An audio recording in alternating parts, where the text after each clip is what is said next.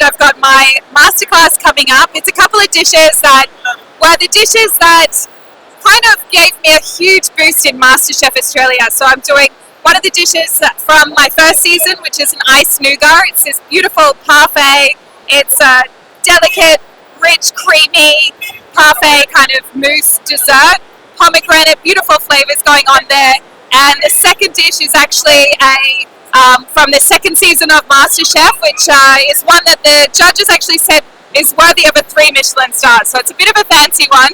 And it's flavors. I've brought in a little inspiration from local masalas here from Chennai and beautiful seafood. I'm doing some little tortellinis, a beautiful broth that goes along with that as well. So lots of techniques. And for me here in the mall, I absolutely love shopping. I've gone up to the section where there's Kate Spade, Omega. I've got my eye on this beautiful Omega watch that I think looks very beautiful. But I feel like there's a little bit of everything here. So people could get lost in here for hours and make their way around Palladium Mall.